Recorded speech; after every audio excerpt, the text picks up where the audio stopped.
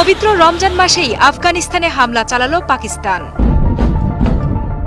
আফগানিস্তানের বিরুদ্ধে অপারেশন গজব লিলহক শুরু করেছে পাকিস্তান। সীমান্তে সেনা হত্যা ও অপারেশনের জবাবে বিমান ও স্থল বাহিনীর এ হামলায় ১৩৩ আফগান সেনা নিহত এবং বিশাল সামরিক সরঞ্জাম ধ্বংস হয়েছে। কাবুল সহ বিভিন্ন প্রদেশে পাকিস্তান বাহিনীর এই বিধ্বংসী অভিযান দুই দেশের সীমান্ত উত্তেজনাকে চরম যুদ্ধে রূপ দিয়েছে। বৃহস্পতিবার রাতে ডুরান্ট লাইনে আফগান হামলার পাল্টা জবাবে শুক্রবার ভোরে এই অভিযান শুরু হয়। পাক বাহিনীর আফগানিস্তানের ২৭টি সেনা চৌকি ও বিশাল গোলাবারুদ ডিপো ধ্বংসের পাশাপাশি ৯টি চৌকি দখল করেছে। এতে দেশটির সামরিক অবকাঠামো ও লজিস্টিক ঘাঁটিগুলোর ব্যাপক ক্ষয়ক্ষতি হয়েছে বলে দাবি করেছে ইসলামাবাদ। মূলত টিটিপি ও সীমান্ত নিয়ন্ত্রণ ইস্যুতে দীর্ঘদিন ধরেই দুই দেশের সম্পর্ক উত্তপ্ত ছিল। তালেবান সরকার এই অভিযানের কঠোর বদলা নেওয়ার হুঁশিয়ারি দেওয়ায় সীমান্তে এখন ভয়াবহ যুদ্ধের দামামা বাজছে।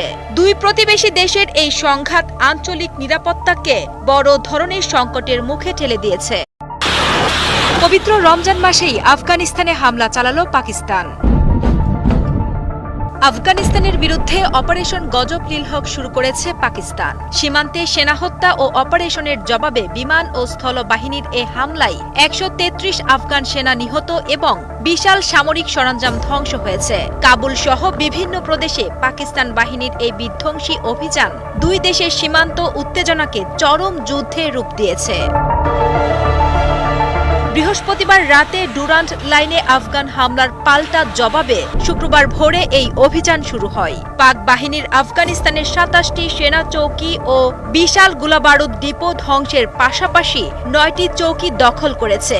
এতে দেশটির সামরিক অবকাঠামো ও লজিস্টিক ঘাঁটিগুলোর ব্যাপক ক্ষয়ক্ষতি হয়েছে বলে দাবি করেছে ইসলামাবাদ।